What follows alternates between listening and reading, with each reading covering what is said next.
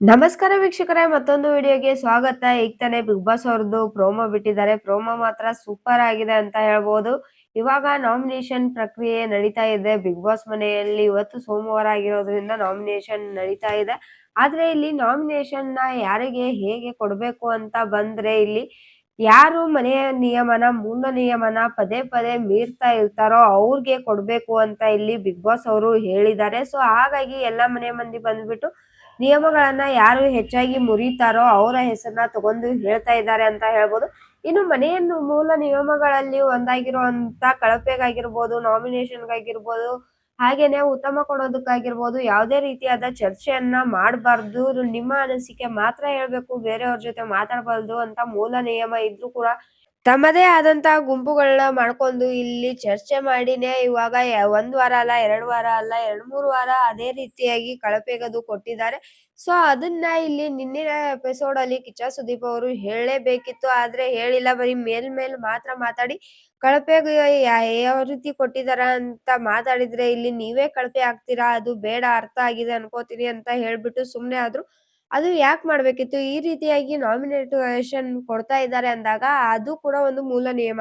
ಮನೆಯ ಮೂಲ ನಿಯಮನ ನೀವು ಇಷ್ಟು ಜನ ಕೂಡಿ ಮುರ್ದಿದ್ದೀರಾ, ಈ ರೀತಿ ಚರ್ಚೆ ಮಾಡಿದ್ದೀರಾ ಅಂತ ಹೇಳಿದ್ರೆ ಅದು ಕೂಡ ಇಲ್ಲಿಗೆ ಕೌಂಟ್ ಆಗಿರೋದು.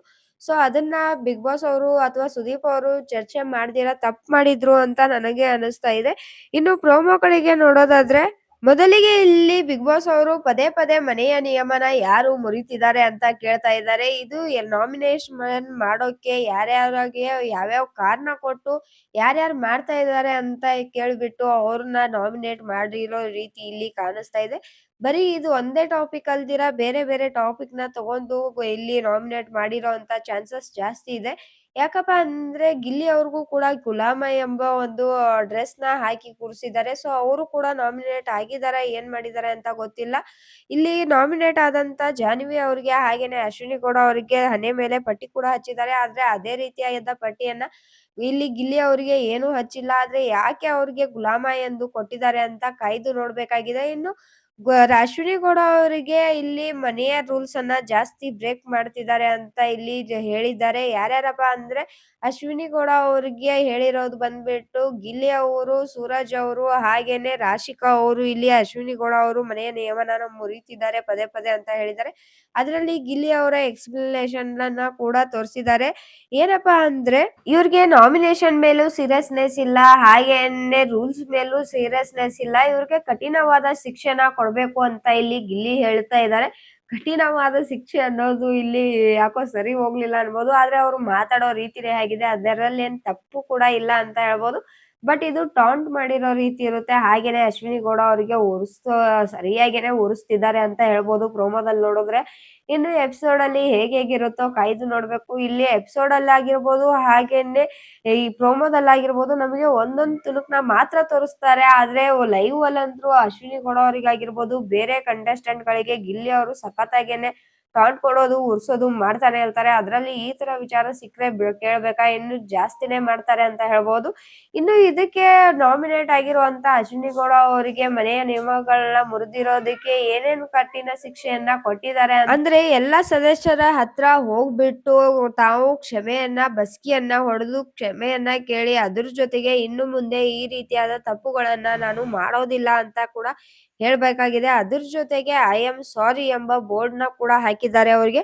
ಆದ್ರೆ ಇಲ್ಲಿ ಎಲ್ರ ಮುಂದೆ ಹೋಗಿ ಅಶ್ವಿನಿ ಗೌಡ ಅವರು ಬಸ್ಕಿಯನ್ನ ಕೂಡ ಹೊಡಿತಾ ಇರೋದು ತೋರಿಸ್ತಾ ಇದ್ದಾರೆ. ಆದ್ರೆ ಗಿಲ್ಲಿ ಅವರ ಮುಂದೆ ಬಂದಾಗ ಗಿಲ್ಲಿ ಅವರು ಕೂಡ ಗಾಂಚಲಿಯನ್ನ ತೋರಿಸ್ತಿದ್ದಾರೆ. ಹಾಗೆ ಅಶ್ವಿನಿ ಗೌಡ ಅವರು ಕೂಡ ಅವರ ಗಾಂಚಲಿಯನ್ನ ತೋರಿಸ್ತಿದ್ದಾರೆ ಅಂತ ಹೇಳ್ಬೋದು.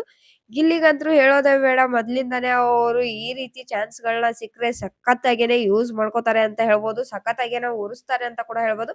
ಇನ್ನು ಅಶ್ವಿನಿ ಅವ್ರಿಗಂತೂ ಈಗೋ ಮತ್ತೆ ಕೊಬ್ಬು ಅನ್ನೋದಂತೂ ಜಾಸ್ತಿನೇ ಇದೆ. ಅದನ್ನ ಸರಿಯಾಗಿ ಮುರಿಯೋಕೆ ಗಿಲ್ಲಿನೇ ಸರಿ ಅಂತ ಹೇಳ್ಬೋದು. ಅದರ ಜೊತೆಗೆ ಬಿಗ್ ಬಾಸ್ ಅವರು ಕೂಡ ಅಶ್ವಿನಿ ಗೌಡ ಅವರಿಗೆ ಸರಿಯಾಗಿರುವಂತ ಶಿಕ್ಷೆನೆ ಕೊಟ್ಟಿದ್ದಾರೆ ಅಂತ ಹೇಳ್ಬೋದು. ಅವರ ಈಗೋಗೆ ಹರ್ಟ್ ಮಾಡೋ ರೀತಿಯಾಗಿರ್ಬೋದು.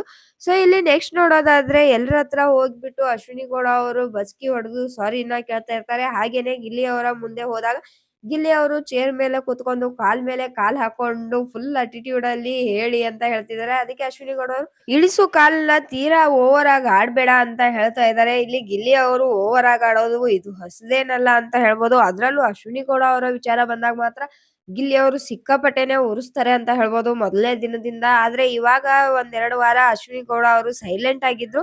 ಸೊ ಅದಕ್ಕೆ ಗಿಲ್ಲಿ ಅವರು ಕೂಡ ಎಲ್ಲೋ ಒಂಚೂರು ಅಂದ್ರೆ ಅಶ್ವಿನಿ ಅವರ ವಿಚಾರದಲ್ಲಿ ಕಳೆದು ಹೋಗಿದ್ರು ಅಂತ ಹೇಳ್ಬೋದು.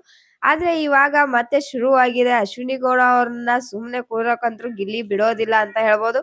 ಅವ್ರು ಸುಮ್ನೆ ಆದ್ರೂನು ಇವ್ರು ಕೆದಕಿ ಕೆದಕಿ ತೆಗಿತಾನೆ ಇರ್ತಾರೆ ಅಂತ ಹೇಳ್ಬೋದು. ಮತ್ತೆ ಈಗೋಗೆ ಟ್ರಿಗರ್ ಮಾಡೇ ಮಾಡ್ತಾರೆ ಅಂತ ಹೇಳ್ಬೋದು. ಇನ್ನು ಅದಕ್ಕೆ ಗಿಲ್ಲಿ ಅವರು ಹೇಳ್ತಾ ಇರೋದು, ನಾನು ಹೆಂಗ್ ಬೇಕಿದ್ರು ಕೂತ್ಕೋಬಹುದು. ಅದನ್ನ ನೀವು ಹೇಳೋಂಗಿಲ್ಲ. ನಿಮ್ದೇನಿದೆಯೋ ಆ ಕೆಲ್ಸನ ಮುಗಿಸಿ ಅಂತ ಹೇಳ್ತಾ ಇದ್ದಾರೆ. ಅದಕ್ಕೆ ಅಶ್ವಿನಿ ಗೌಡ ಅವರು ದೌಲು ದಿಮಾಕು ಇದ್ರೆ ಅದನ್ನ ನಿನ್ನ ಹತ್ರ ಇಟ್ಕೋ, ನನ್ನ ಹತ್ರ ಬೇಡ ಅಂತ ಹೇಳ್ತಿದ್ದಾರೆ. ಆದ್ರೆ ಅದನ್ನ ತಾವು ಪಾಲಿಸ್ಕೊಂಡ್ ಬಂದಿದ್ರೆ ಇಲ್ಲಿವರೆಗೂ ಈ ರೀತಿಯಾದ ಸಿಚುವೇಶನ್ ಇವರಿಗೆ ಬರ್ತಿರ್ಲಿಲ್ಲ ಅಂತ ಹೇಳ್ಬಹುದು. ಯಾಕಪ್ಪ ಅಂದ್ರೆ ಗಿಲ್ಲಿ ಅವರು ಯಾರ ಹತ್ರ ಹೇಗಿರ್ಬೇಕೋ ಹಾಗೆ ಇರ್ತಾರೆ. ಯಾರಿಗೆ ದೌಲು ದಿಮಾಕು ತೋರಿಸ್ಬೇಕೋ ಅವ್ರಿಗೆ ತೋರಿಸ್ತಾರೆ. ಇನ್ನು ಇವ್ರು ತೋರಿಸಿರೋದ್ರಿಂದಾನೇ ಅವರು ಕೂಡ ಆ ರೀತಿ ಆಡ್ತಿದ್ದಾರೆ ಅನ್ನೋದು ನನ್ನ ಅಭಿಪ್ರಾಯ. ಇದ್ರ ಬಗ್ಗೆ ನಿಮಗೇನ್ ಅನ್ಸುತ್ತೆ ಅನ್ನೋದನ್ನ ಕಮೆಂಟ್ ಮಾಡಿ ಹೇಳಿ. ಇನ್ನು ನೆಕ್ಸ್ಟ್ ನೋಡೋದಾದ್ರೆ ಗಿಲ್ಲಿ ಅವ್ರು ಹೇಳ್ತಾರೆ, ಹಾಗಿದ್ರೆ ಕೇಳೋದೇ ಬೇಡ ಹೋಗಿ ಅಂತ ಹೇಳ್ತಿದ್ದಾರೆ. ಇದು ಮೂಲ ನಿಯಮ ಕೂಡ ಅಂತ ಹೇಳ್ತಿದ್ದಾರೆ. ಇನ್ನು ನೆಕ್ಸ್ಟ್ ನೋಡೋದಾದ್ರೆ ಇದಕ್ಕೆ ಅಶ್ವಿನಿ ಗೌಡ ಅವರು ಇದು ನಿನ್ನ ವ್ಯಕ್ತಿತ್ವನ ತೋರಿಸುತ್ತೆ, ನನ್ನ ವ್ಯಕ್ತಿತ್ವ ಅಲ್ಲ ಅಂತ ಹೇಳ್ತಿದ್ದಾರೆ. ಇಲ್ಲಿ ವ್ಯಕ್ತಿತ್ವಗಳು ಯಾರ್ಯಾರ್ದು ಹೇಗಿದೆ ಅಂತ ಆಲ್ರೆಡಿ ಎಲ್ರೂನು ತೋರಿಸ್ಕೊಂಡಿದ್ದಾರೆ. ಯಾಕಂದ್ರೆ ಆಲ್ರೆಡಿ 7 ವಾರ ಆಗಿರೋದ್ರಿಂದ ಯಾರ್ಯಾರು ಹೇಗೆ ಅಂತ ಗೊತ್ತಾಗಿದೆ ಅಂತ ಹೇಳ್ಬೋದು. ಇನ್ನು ಎಷ್ಟೇ ತೇಪೆ ಹಾಕಕ್ ಬಂದ್ರು ಕೂಡ ಅದು ಚೇಂಜ್ ಆಗಲ್ಲ ಅಂತ ಹೇಳ್ಬೋದು.